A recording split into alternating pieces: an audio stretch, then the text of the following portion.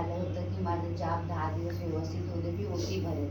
तर आज मी ओटी आणले. उद्या मी हळदी कुंकू पण घरात घालणार आहे. तर हळदी कुंकूचं पहिलं वाण मी दरबारातच आणलेलं आहे. आणि मी बोलली होती ना व्हिडिओ काढ. आणि ते मी बोलली होती ना एक पेपर भेटत नाही यांचा ते लोनसाठी. मी आईला आवाज दिला, मला पेपर घरातच भेटला. मी शोधला आणि मग तो दिला आणि तो माणूस बोलला चालेल, ह्याच्यामध्ये तो नंबर आहे आणि सगळं झालं. एंडिंगपर्यंत माझी फाईल डिस्पर्स काय बोलतात ना ते होईल. मग एक तिकडनं पालघरमधून काय त्यांचं काम आहे पेपरचं, तो झाला की मग नवऱ्याच्या अकाउंटमधून हप्ते चालू होणार भरायला घराचे. आणि माझ्या तर सुट्ट्या संपल्या. 1 तारखेपासून चालले विचार, परत कामाला जायचं आहे. तर मी सुट्ट्या टाकल्या होत्या साधनेसाठी, कारण ड्युटी काय ॲडजस्ट होणार नव्हती. कधी कोण आलं तर मी तिथे अटकलेली असते, म्हणून मी सुट्ट्या टाकलेल्या फिक्स करून ठेव. आणि आता तुला आहे ना भरपूर हे येणार आहे कामं, तर तयार राहायचं. कामं म्हणजे आता काम काय करतो नर्सिंगचं. मग तीच कामं येणार आहे तुला. मी आता घरात होती तर संध्याकाळी मी लवकर बसायची आणि रोज आईला बोलायची की माझा वेळेमध्ये जॉब होऊ दे, माझे मिस्टर येईपर्यंत माझं सगळं व्यवस्थित झालं पाहिजे. आणि तसंच झालेलं आहे. आणि कालचा 10वा दिवस होता. मी आईला बोलली होती की मला दर्शन देशील. तर मला दर्शन, आपली ही मूर्ती आहे ना सिंहावर, पण ते समोर फेस आहे ना, तो आडवा फेस मला थोडासा दिसला. आणि जाप रात्री झोपेमध्ये पण होतो आई, आपला हात असं बोट तो सकाळी 4 वाजेपर्यंत सतत चालतच होतो झोपेमध्ये. आणि नवऱ्याने नंतर पाय टाकला, मी नवऱ्याला तिथे ढकलून दिलं, म्हणजे पाय सरकवला तिकडे. माझा जाप चालूच आहे मला झोपेमध्ये बिछाण्यात. आणि मग सकाळी 4चा माझा अलार्म वाजला की तेव्हा उठते आणि मी बोलते अरे मी झोपेतच आहे असं. आणि आता 1 तारखेला मी जाणार कामाला. स्टाफ मॅडम व्यवस्थित शांत पाहिजे असं. तर मी सगळ्यांना सांगितलं मी गावी चालले असं सांगून सुट्ट्या घेतल्या होत्या.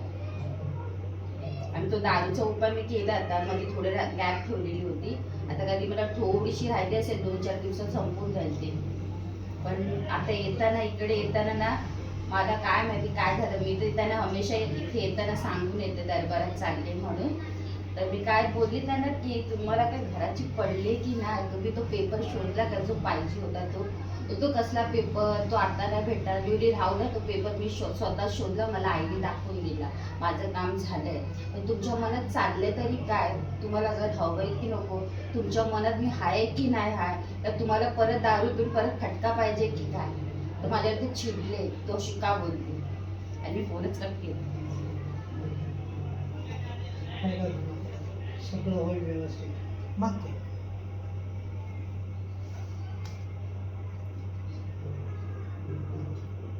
तुला मुलं किती? एकच आहे आता, 18-17, 12वीला येते. परत पाहिजे की काय? मनात तर विचार होते असेच किती दिवस मैत्रिणीमध्ये बोलतो आम्ही. म्हणजे एक मैत्रीण आहे जी इकडे येऊन गेलेली, ती घरासाठी आलेली. तर तिचं घराचं काम अजून झालं नाही. मी तिला बोलली होती का दरबारात जा म्हणून, होईल काम. तर ती बोलते तू चल माझ्याबरोबर, मला भीती वाटते विचारायला.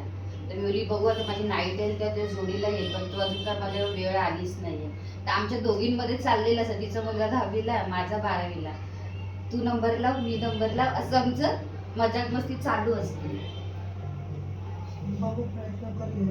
पण त्यांनी केलं पाहिजे ना, आणि त्यांच्या हातात आहे ना सगळं, मिस्टरांच्या.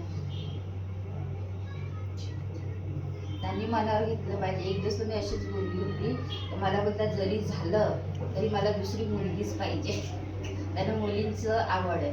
मी बोलले आता मुलगी आहे ना, मला मुलगाच पाहिजे. असं मधल्यामध्ये बोलणं असं झालं होतं आमचं.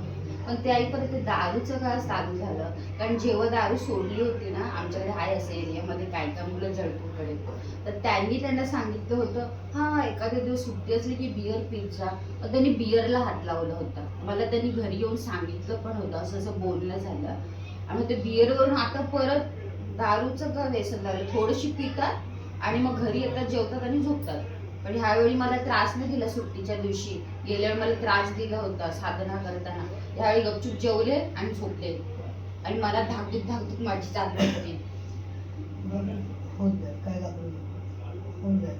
आणि ते आता गणपतीपासून त्यांचं ते क्लब आहे, त्याच ऑनरकडे जातात कामाला. सकाळी 7 वाजता उठून तिकडे जातात. तिकडनं मग परत त्यांची ड्युटी करायला जातात. त्यांच्या मॅडमचं खटपट चालली आहे. कधीपर्यंत होणार माहिती नाही, त्यांची कधी पोस्ट वाढणार आहे. आणि पलावाच्या ऑफिसमध्ये आज मी फोन केलेला खाली बसल्या बसल्या, तर ती अकाउंट कोण कोण आहे ना, तिला सगळं डिटेल पाठवलं मी, एवढे एवढे मी पैसे भरले. तर ती बोलली ठीक आहे जी तुमचं बनवणार आहे ना बिल पैसे द्यायला, तर मी त्यांच्याकडे फिरवते. तर मी बोलली जमलं तर तुम्ही उद्यापर्यंतच काय ते करा आणि तुमच्या सरांना पण सांगा मला मुलीच्या शिक्षणासाठी पैसे पाहिजे, मी असं त्यांना सांगितलं. आणि मुलीला बनायचं आर्किटेक्चर.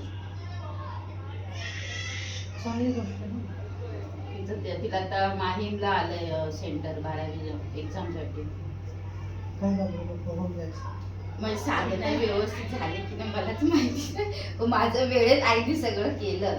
आणि मी वॉशरूमला सुद्धा नाही उठली, फक्त पाय मोकळे करायला 2 मिनिटं आईला बोलून उठायची, आई मी 2 मिनिटासाठी उठते पाय मोकळे करायला, आणि मग परत गणपती बाप्पाचं नाव घेऊन परत बसायची. खूप चांगलं. खुश आहेस ना?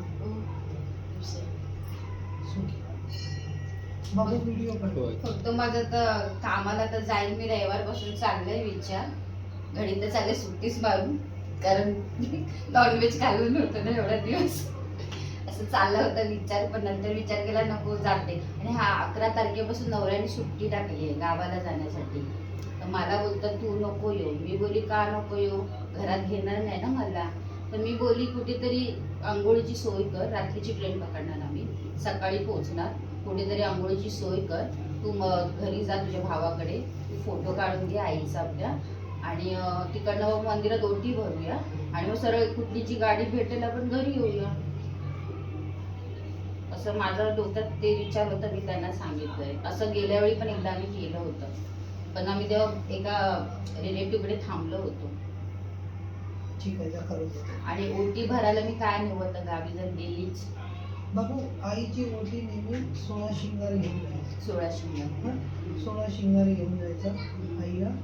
आणि जेवढं शक्य तेवढं ते 16 शिंगार पहिल्या घरात आले स्वतःला हातात, आणि मग तिकडनं बोलून घेऊन जायचं की आई तुझं 16 शिंगार घेऊन येते, सगळं व्यवस्थित करून गेलं.